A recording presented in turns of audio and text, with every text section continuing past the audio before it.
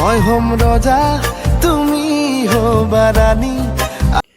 বন্ধু বান্ধৱীসকল, বাৰ্ডিজ চেনেলত মুক্তি লাভ কৰা 13 অসমীয়া ছবিখনে বৰ্তমান সময়ত ৰাইজৰ মাজত যথেষ্ট সমাদৰ পাবলৈ সক্ষম হৈছে। 13 ফেব্ৰুৱাৰীত মুক্তি লাভ কৰা চিনেমাখনে 11 দিনৰ ভিতৰত 4.2 মিলিয়ন ভিউজ পাবলৈ সক্ষম হৈছে। 13 ছবিখনত মুখ্য চৰিত্ৰ হিচাপে অভিনয় কৰা অভিনেত্ৰীগৰাকী আচলতে কোন হয় আৰু অভিনেত্ৰীগৰাকী ঘৰ ক'ত হয়, সকলোবোৰ কৈ যাম, ভিডিঅ'টো শেষলৈ চাই যাব।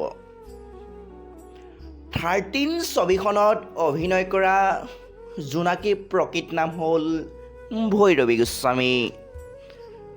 অভিনেত্ৰীগৰাকীৰ জন্ম হৈছিল 17 ছেপ্টেম্বৰ।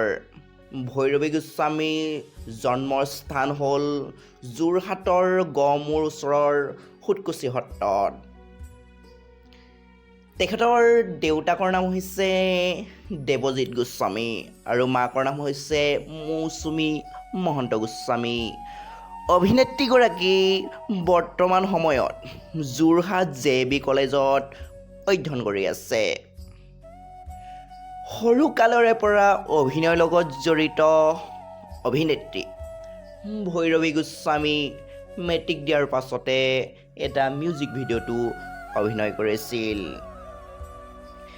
ইয়াৰে পাছত ৰং চেনেলত সম্প্ৰসাৰিত নিবিড় মায়াৰে আৰু ৰং চেনেলত সম্প্ৰসাৰিত হোৱা নেদেখা ফাগুনতো অভিনয় কৰা দেখা গৈছিল।